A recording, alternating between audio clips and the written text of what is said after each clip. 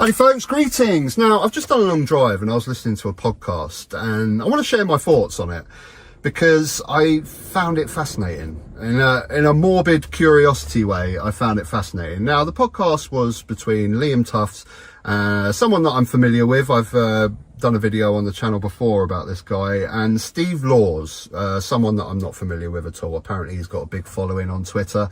You know me, guys, I don't mess around with Twitter. There's enough poison in life. I don't need that entering my brain, thank you very much. So yeah, apparently he's got a big following on Twitter, and he is what you class as a ethno-nationalist. So he is someone that the likes of Tommy Robinson will say is extreme and to the right of him. Now, basically, an ethno-nationalist is someone that wants the country 100% white. If he had any sort of political power, he would deport anyone that wasn't ethnically Aryan. Sure, we've heard this sort of language before, haven't we? 100% ethnically white. And you know, I was toying with the idea of whether to do this video, because I know there'd be a lot of people saying, you know, you shouldn't share his views, you should let him piss in the wind. But after listening to this podcast, I disagree. I think if you actually expose and show the views of these type of people more in the mainstream, they just get shown up for how absolutely insane and ridiculous they are. You know, the prime example was Nick Griffin from the BNP when he went on Question Time, wasn't it? Everyone said the same thing. You can't platform a guy like that. You can't let him share his views. But then that was the worst thing for his career that he could ever do, going on Question Time, for that reason, because you just expose yourself to the mainstream, your insanity, the absolute pure insanity of your views. I think all the time that you're lurking in comment sections and Reddit posts and stuff trying to convert people, that's when you're dangerous. But when you're actually out and you're exposed to real people that are going to give you real genuine questions for your insane politics, I think it's only a good thing. And I'll put the link down below. I strongly recommend everyone watch this podcast. Now, the thing that I was concerned about is I've covered Liam Tuffs on the channel before. I covered his video that he'd done with Ben Habib, and the reason that I took issue with him is because he basically gave Ben Habib the easiest ride, the easiest interview of his life. Ben Habib is leader of Advance UK, looking to get some political power in the next election, and they just spent an hour talking about immigration. Didn't ask him any questions about education, poverty, housing, the homeless crisis, you know, any of the real hardcore issues that Britain is suffering with right now. He just let him talk about immigration for an hour. So I was a little bit concerned that he might do the same thing with Steve Laws in this podcast, but credit to him, he did pose some hard questions. Now, I would have liked to see him push even further, and we'll get into that in a minute, but he did ask him some hard questions. So let's get into him straight away. So he didn't mess around. Straight away, he asked him his opinion on Hitler. Which really does sort of paint the picture straight away of what this guy's about. Now, he said that he's quite sympathetic to some of the policies that he had in Germany and thought they were quite good for the German people. But he said where they mainly differ in politics is that he's just looking to deport people that are not ethnically white. So Liam asked him of his opinions on the Holocaust, and quite predictably he said that he thinks the figures have been inflated. So I mean, straight away from the get-go, you understand straight away how ridiculous this guy is. I mean, honestly, anyone that is denying the figures on that is just mathematically incorrect. Now, I've actually visited Auschwitz. I don't know whether some of you guys have. You know, I've seen the thousands of pairs of glasses, the suitcases, the human hair. I've seen all of that. But even if you don't believe that stuff, you can't dismiss the mathematics. You can't just suddenly let millions of people disappear without there being a trace, without there being empty homes left in Poland. You know, I've been to Krakow. There's still homes to this day where they don't know who the owners are, that have been abandoned. The physical maths of millions of people suddenly disappearing from Europe, the houses left, the possessions left, the jobs left. You can't deny this stuff, and it's ridiculous. So straight away, this man is ridiculous. So he then goes on to talk about what his policy would be when he's in power of remigration. See, this is the difference that he says that he has, is that he's just looking to deport people. He doesn't have any problem with people living in their own country. He just doesn't want them living here, and he wants to deport them. And again, this is where the insanity of this type of politics comes in. I mean, just the pure logistics is ridiculous of how you would actually achieve this. And again, I think the Nazis back in the 30s started with this sort of policy. They thought, oh, you know, we could just deport the Jews to Madagascar or something. I think that was one of their original plans. They realized that it's not possible, which is why they scarily ended down the road that they did, which is ultimately what this guy would have to do. And this is where I would have liked to have seen a bit more pushback from Liam Tuffs on this subject, because you can't do this. You can't just deport every single person in this country that is not white. I mean, I don't know, let's have a rough guess. Is there maybe 1 million people of Indian descent in this country, maybe, give or take? So you're supposed to just go to India and go, right, we're going to send you 1 million people. India, one of the most overpopulated places in the world anyway. We're going to go to the Indian government and go, right, we're going to give you 1 million people. You've got to find houses for them, food, jobs, all that sort of stuff. And they're just going to go, yeah, sure, send them in. They're not going to do that. How? And then you've got trying to find the ethnicity of every single person to find out which country you're going to send them to. And then you've got the real question, the one that I'm interested in, which would affect me personally of this guy's politics, is mixed marriages, mixed race children.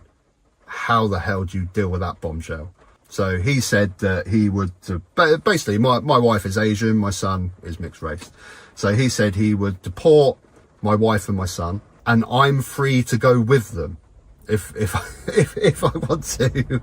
It's just so ridiculous, which is why I think it's important to watch this stuff, because it just shows this guy up for how ridiculous he is and how bonkers his racism is. So not only are the Indian government going to take back 1 million people that are ethnically Indian, they're also supposed to take on all the British husbands and wives that have married into... And then not to mention the actual physical and mental toll that this would have on a country like Britain. You know, when people start seeing their neighbours being pulled from their homes, their work colleagues, their friends being deported, wives being stripped from their husbands, mothers from their children. How could you actually expect to have a functioning country after you do that to a population? The mental toll that would have on people.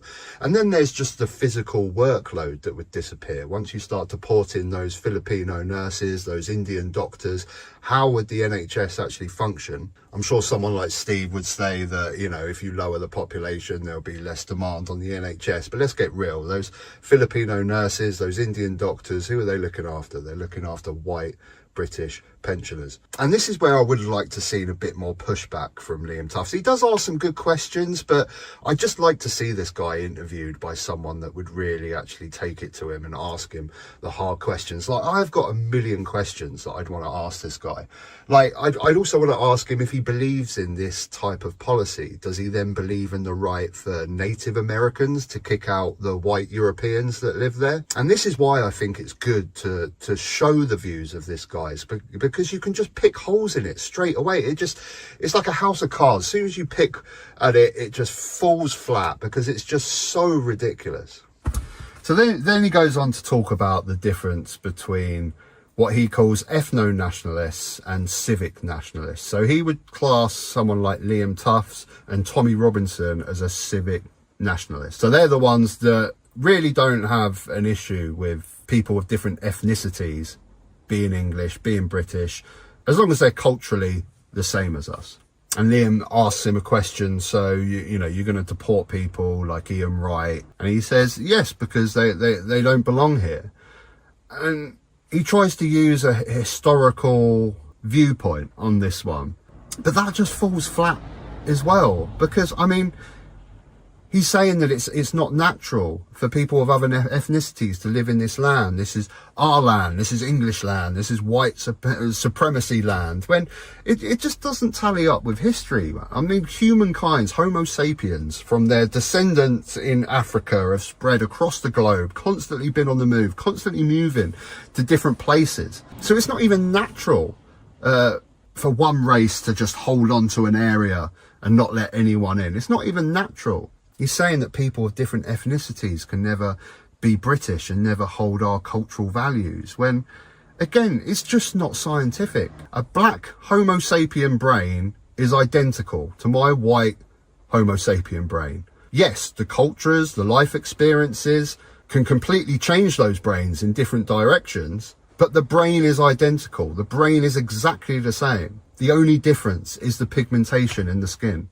And he's quite happy with the term racist. Liam Tuffs asks him, would you class yourself as a racist? He says, well, if you want to use that term, that's fine. And then the ridiculousness of that racism unfolds during the interview as well. He gets asked a few questions like, do you find women of another race attractive? He categorically says no, which is ludicrous. It's just absolutely ludicrous. Like, you can be a racist and not want to be with anyone of a different race. That's a different thing. But saying that you just never have any attraction for anyone of a different race, I'm sorry, is rubbish. Absolute rubbish. And the irony there is, I think, you know, some of the most mixed race countries, you think about Brazil, even the Philippines to a certain extent, with the Spanish influence, some of the mixed race countries like Brazil have some of the most attractive women in the world. And he's not being serious. He's not being honest with his opinions when he says he doesn't find anyone attractive that isn't white. He can have a preference, and because of his racist ways, not ever want to be with anyone that isn't white. But to say you're not attractive is insanity. And he actually bizarrely uses Brazil as something he doesn't want this country to turn into. He says, like, you know, what will happen if we carry on this way? We'll turn into Brazil. And I'm thinking, I'd actually love this country to ethnically be like Brazil. I mean, the ethnicity of the Brazilians, if that was replicated across the world, you could eradicate racism. And I think that's eventually 100, 200 years time where we'll be, where we'll mix so much. And hopefully we'll all just sort of end up this nice coffee colour, and then we'll all get on and we won't have racism anymore.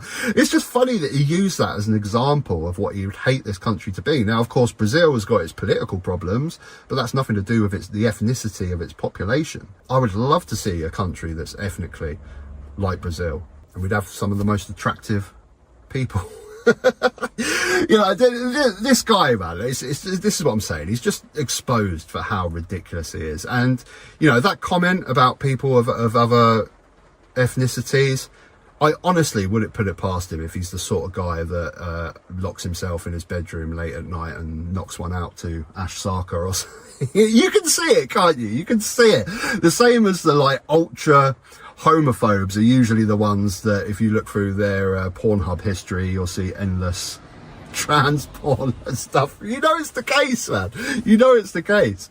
Now, the important thing that I want to leave this video with is just the fact that the guy may have hundreds of followers on Twitter, but that's globally. And that's just basically, if you can get 100,000 neo-Nazi racists to follow you, it's not really a big deal. But the most important thing to take from this is his style of politics are so remote. I mean, he even says himself in the video that if he was going to have some sort of street rally like Tommy Robinson does, he could only pull together a couple of hundred people. So this is the important thing to take from this video. People with his views are incredibly small in number. Now, they talk a little bit about Tommy Robinson, and you know, this is the other important thing to say about you know, the right in general. We think a lot about the left warring with each other, but the right as well. I mean, these people hate each other. So these, like, ethno-nationalists, they call themselves, hate on the civic nationalists. And then the people further to the centre, the Farages, centre-right people, hate them as well. They all hate each other, which is only a good thing, really, to be honest. But it is fascinating. I started this video saying it's fascinating, and I do find it fascinating. The same as I'd watch a true crime documentary on serial killers. I'm just fascinated in how these people think, how they've come to those conclusions. It really fascinates me. So I don't think there's anything wrong in listening to these people.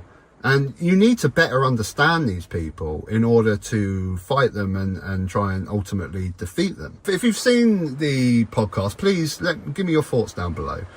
Do you think I should cover it? I think it's important that these guys get exposed, to be honest. And yeah, if you enjoyed the video, click a like, and I'll see you next time.